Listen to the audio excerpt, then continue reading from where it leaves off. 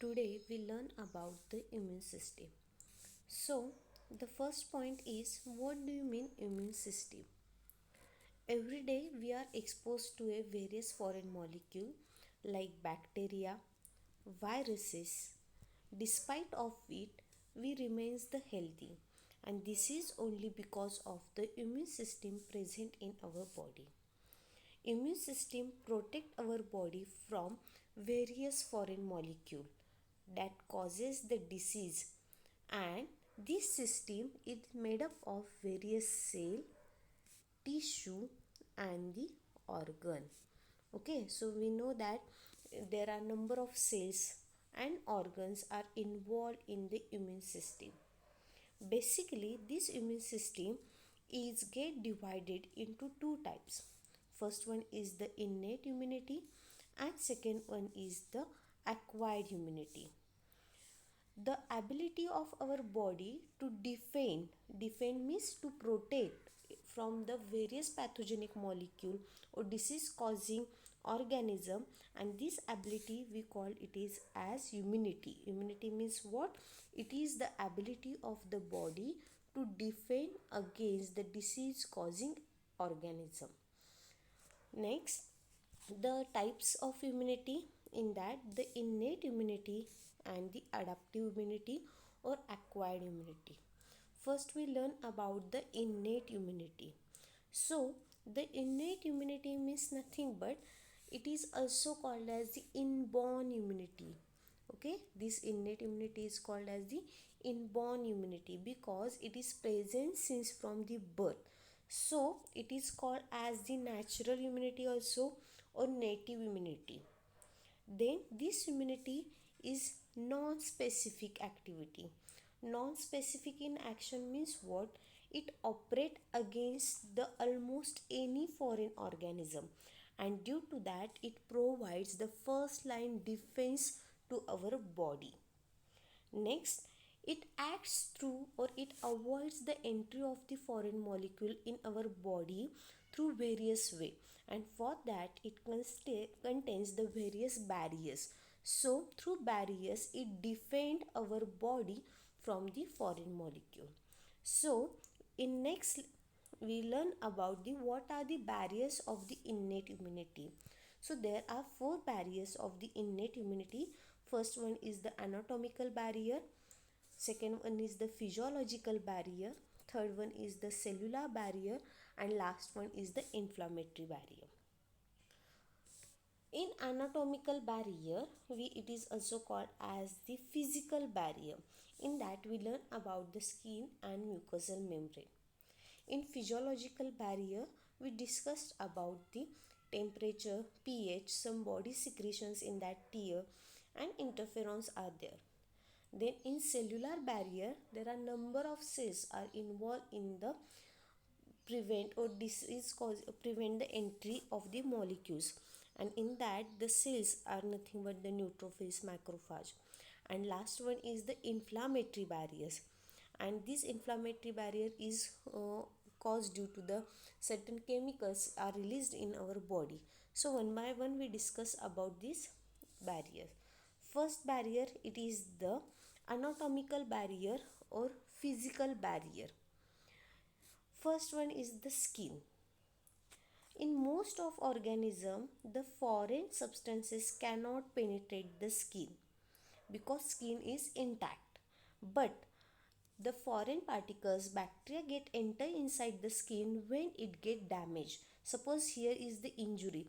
So from that injured side, the bacteria try to enter in our body.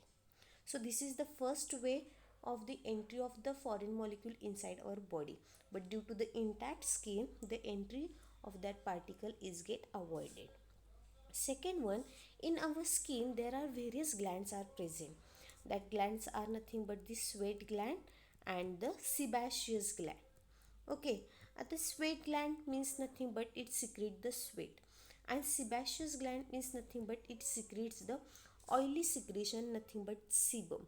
The secretion of this gland contains the various fatty acid and the hydrolytic enzymes that inhibit the growth of the microorganisms present on the skin. So from this way the skin act as the anatomical barrier. So through this barrier microorganisms are not allowed to enter inside the body. Second barrier, it is the mucosal membrane. Mucosal membrane means nothing but the in our body there are various systems, the respiratory system, urinogenital system, then reproductive system, and the gastrointestinal tract. It is lined with the mucosal epithelial cell. These mucosal epithelial cells secrete the sticky substance, nothing but the mucus, and this mucus trap the foreign particle which are enter in our body. Suppose for example any bacteria try to enter through our respiratory tract, then mucosal epithelial cells present in the respiratory tract that trap the foreign molecule, and with the help of the cilia they forcefully expel these particles from the body. So this is way the mucosal membrane act as the barrier. Next, the physiological barrier. In physiological barrier, there are four barriers we discuss. First one is the temperature, second one is the pH, third one is the tear, and last one interferon. The temperature. We know the temperature is nothing but the increase in body temperature, and we call it is as a fever, and that inhibit the growth of the microorganisms. For example, if bacteria lives in 26 degrees Celsius in our body, so if body temperature of and that 26 degrees Celsius temperature is optimum for their growth, then if the temperature above 26 degree is not tolerated by bacteria, and ultimately death of bacteria is occurs. So rise in body temperature by even 1 or 2 degrees Celsius cannot leave the bacteria at that temperature. So it provides the increase in temperature, it ultimately provides the defense to our body. Next, pH. The in our stomach gastric juice is there, and in gastric juice it mainly contains the HCl, hydrochloric acid. If we take a food and that food is contaminated with certain bacteria, then the acidity in our stomach, and in stomach gastric juice is present, so we know HCl is there. So in that food the gastric juice kills the bacteria which are present, or microorganisms which are present in that food material, and our body is get protected.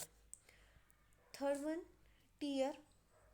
The lacrimal gland in our eyes, the lacrimal gland is present, and this lacrimal gland produces the tear. This tear contains the enzymes, that enzymes are lysozyme, then lactoferrin.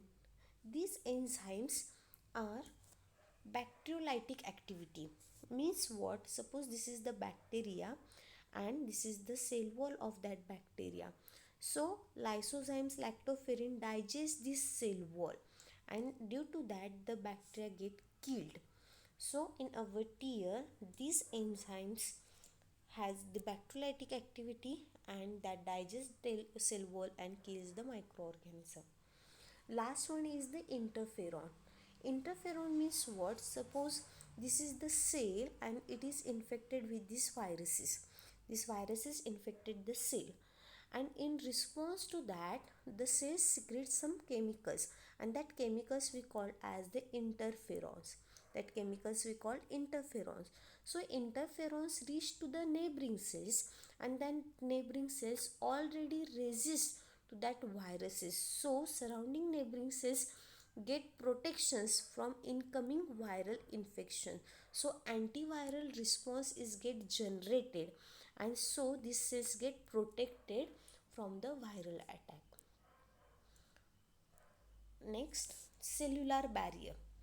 In cellular barrier, there are neutrophils, monocyte, macrophage, mast cells, natural killer cells, and various types of the blood cells, basophil, eosinophils. These are cells involved, and these cells provides the defense to our body. Suppose for example this is red one is the bacteria, and these bacteria enter in our body. Then the macrophage cells or neutrophil cells that engulf that bacteria, and this engulfment is we call as the phagocytosis. Phagocytosis means nothing but engulfment of that bacteria. Then this engulfed bacteria that fuses with the lysosomes. This is the lysosome, and that lysosomes contains the enzymes, and that enzymes are poured on that bacteria, and ultimately the death of that bacteria is carried out. Next, inflammatory barrier. Infection or any tissue injury causes the redness, pain or swelling or heat to that area, and this is response is due to the release of the histamine, prostaglandins and kinase from the damaged cells. Suppose here is the injury. From these injured cells release some chemicals, and that chemicals causes the vasodilation. Vasodilation means what? Here is the suppose blood vessels, and these blood vessels get dilated. Dilated means what? These blood vessels is something narrow, and after release of these chemicals the blood vessels become a dilated one. So the amount of the blood reached to that area is also increases, and due to that the pain, redness, swelling is observed. And as the blood flow increases, the blood cells also reach there, and in that the macrophage neutrophils are there, and they try to trap that any foreign particles or at the infection site. So in this way these barriers protect our body. So at the last we discussed about the four barriers of the innate immunity. First one is the anatomical barrier. It is also called as the physical barrier. Say in that skin and mucosal membrane protect our body. Then physiological barrier, these are temperature, pH, tears and interferon.